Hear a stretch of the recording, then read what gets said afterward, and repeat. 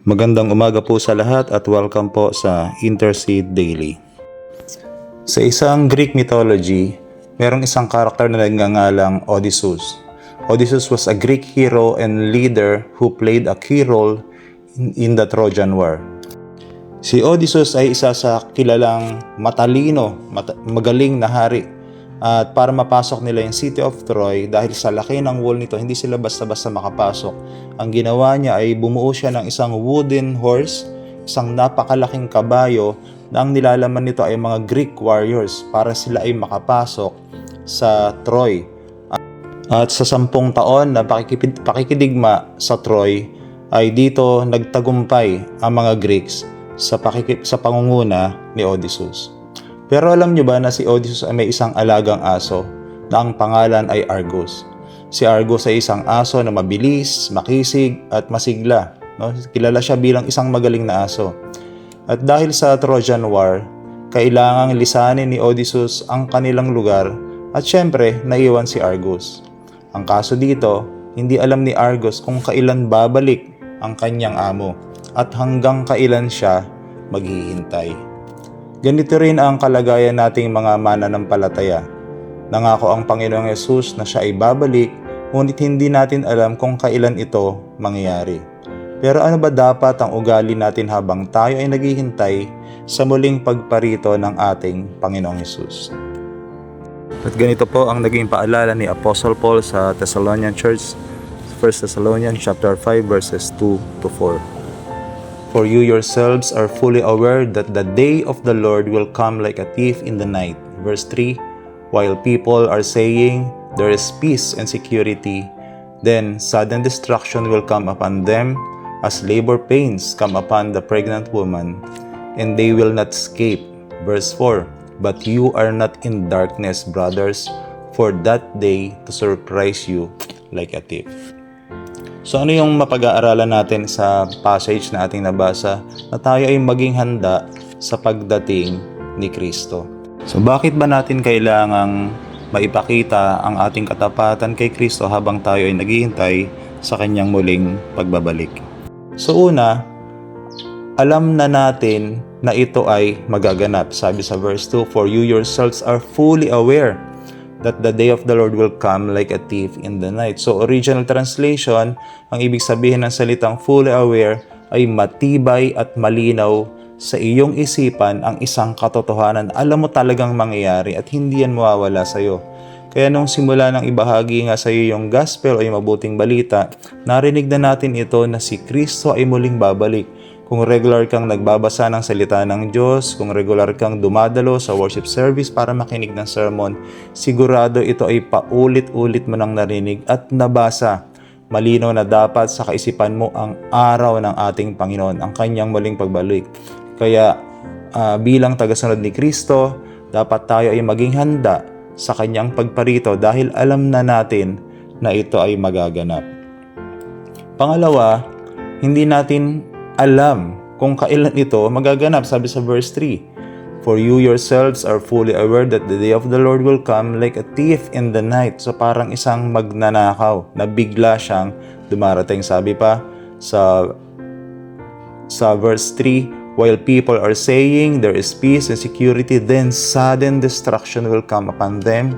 Labor pains come upon the pregnant woman, and they will not escape. Dahil si Jesus ay darating na tulad ng isang magnanakaw na walang pasabi kung kailan ito magaganap. Yung panahon na kampante ka, yung panahon na nasa kasiyahan ka, yung panahon na maayos ang lahat. Ganyan po ang magnanakaw. Umaatake sila kapag kasarapan na ng tulog mo, di ba? Kaya ang pagdating ni Jesus ay inahilan tulad sa isang magnanakaw na di natin alam kung kailan ito magaganap. Kaya dapat na tayo ay laging alerto at laging handa. Ito ang araw na ipapakita ng Diyos ang kanyang habag at hatol sa sangkatauhan. Sa ibang tao na hindi nanampalataya kay Kristo, ito ay isang destruction, sinasabi ni Apostle Paul, o kaparusahan sa impyerno. At sabi pa ni Paul, and they will not escape. Hindi sila makakatakas dito sa judgment ng Panginoon. Mga kapatid, ito ang isa sa mga mabigat na dahilan kung bakit natin kailangan maging laging handa sa pagdating ng ating Panginoong Yesus. Ito rin sana ang magpabigat sa puso natin at magtulak sa atin na patuloy na ipangaral ang mabuting balita ng kaligtasan sa mga mahal natin sa buhay, sa mga kasama natin sa trabaho, sa mga kaeskwela natin, sa mga kapitbahay natin at sa mga dayuhan na nakakasalamuhan natin araw-araw. Dahil may tiyak na kapahamakan sa sino mang tao na hindi mananalig kay Jesus. Pangatlong bagay na makikita natin dito, ito ay araw ng pagpapala. Sabi sa verse 4, "But you are not in darkness, brothers, for that day to surprise you like a thief." Ito ang malaking encouragement and comfort na nais ibigay ni Paul sa mga mananampalataya sa Thessalonica na darating ang isang araw na matatamo nila ang kabuuan ng biyaya ng Diyos. Dahil nga sa nalulungkot ang mga mananampalataya sa Thessalonica sa mga nangyayari sa kanila, especially sa mga mahal nila sa buhay na mga namatay na. At ipinailala ni Apostle Paul sa kanila na sa araw ng ating Panginoon ay magiging maayos na ang lahat. Ito ang araw kung saan makikita na natin ng mukhaan ang ating tagapagligtas, si Kristo na nagbayad sa ating mga kasalanan sa krus, si Kristo na muling nabuhay mula sa mga patay, si Kristo na hari ng mga hari na magsasabing, "Well done, good and faithful servant, you have been faithful over a little and I will set you over much. Enter into the joy of your master." Alam niyo ba na si Argos ay isang legendary faithful dog ni Odysseus? Nang iwan siya ni Odysseus dahil sa Trojan War, napabayaan na si Argos hanggang sa unti-unting nanghina at mukhang patay na nga ang itsura. And 20 years later, nagbalik si Odysseus sa Ithaca na nakadisguise dahil hindi siya dapat makilala para sa kanyang seguridad. Alam niyo ba na naabutan niya si Argos na nakahiga at hinang-hina dahil sa katandaan na rin at hindi nakilala ng mga tauhan niya si Odysseus. Ngunit nang makita siya ni Argos, ang kanyang pinakahihintay na amo, gumalaw ang kanyang tainga, kumaway ang kanyang buntot at na-recognize niya na ang nasa harapan niya ay ang matagal na niyang hinihintay na si Odysseus. Hindi magawang batiin ni Odysseus ng bonggang-bongga si Argos dahil nagpapanggap siyang bilang isang beggar. Pero tumulo ang kanyang luha sa nakita niyang kalagayan ni Argos na nanabik ng husto sa kanya. Nang makita na ni Argos na nagbalik na ang kanyang amo, si Argos ay namahinga na ng mapayapa. Bilang mga tagasunod ni Kristo, nawa ay mas higit ang ating pananabik kaysa sa pananabik ni Argos kay Odysseus. Dahil ang ating hinihintay ay ang dakilang anak ng Diyos na nagkatawang tao upang tubusin ang ating mga kasalanan sa pamamagitan ng kamatayan sa krus at muling nabuhay sa ikatlong araw upang ibigay sa atin ang isang buhay na pag-asa na tayo ay may buhay na walang hanggan bilang kanyang pangako sa lahat ng nanalig sa kanya.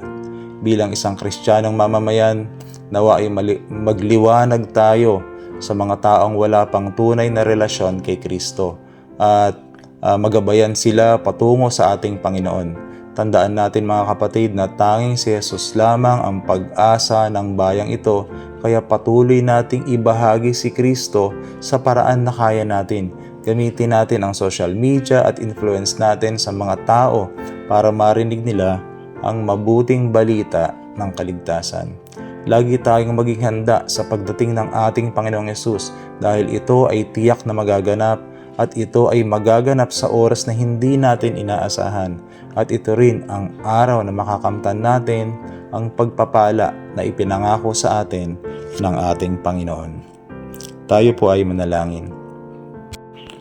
Aming dakila at makapangyarihang Diyos, kami po ay muling nagpapasalamat sa oras na ito na kami ay pinaalalahanan mula sa inyong mga salita na laging maging handa sa pagbabalik ng aming Panginoong Yesus.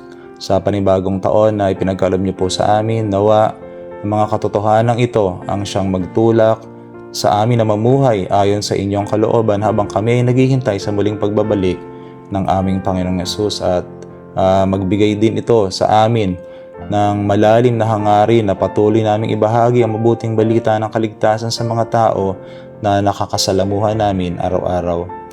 Aming dakilang Ama, sa mga oras na ito ay nais din naming ilapit sa inyo ang aming mahal na bansa na dumaranas ng iba't ibang pagsubok at kahirapan sa panahon ngayon. Dalangin namin ang mga namumuno sa aming bansa mula sa aming presidente hanggang sa mga namumuno sa aming mga barangay na sila po ay inyong ingatan, gayon din ang kanilang mga pamilya. Bigyan niyo po sila ng karunungan sa mga desisyon na kanilang mga gagawin at maging tapat sa kanilang mga tungkulin bilang mga lingkod bayan. Dalangin namin na matapos na ang paghahati-hati at awayan, sa halip ay magkaisa sa adhikain na mapaunlad ang aming bansa. Dalangin din namin, Panginoon, ang inyong iglesia na patuloy kaming gamitin bilang mga asin at ilaw ng bansang ito, nang sa gayon ay marami pang mga kababayan namin ang makasumpong ng inyong biyaya. Patuloy nawa na maranasan namin ang pagmamahalan at pagpapalakasan sa isa't isa habang kami ay naglilingkod po sa inyo sa iba't ibang larangan kung saan inyo kami tinawag, Panginoon.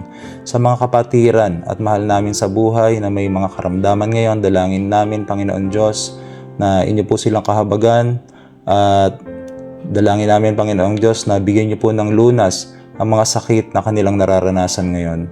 Alam namin, Panginoon, na nasa inyong mga kamay ang aming buhay, kaya kami po ay lubos na nagtitiwala sa magagawa ninyo upang kami ay gumaling kung ito po ay inyong kalooban.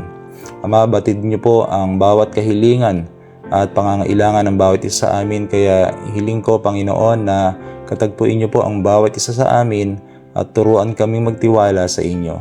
Uli aming dakilang Diyos, dalangin ko na patuloy kaming gabayan ng banal na Espiritu na makapamuhay ng may katapatan sa inyo habang kami ay naghihintay sa muling pagparito ng aming Panginoong Hesus. Ito po ang aming dalangin na may pasasalamat sa pangalan ng aming Panginoong Kristo at aming tagapagligtas. Amen. Purihin po ang ating dakilang Diyos.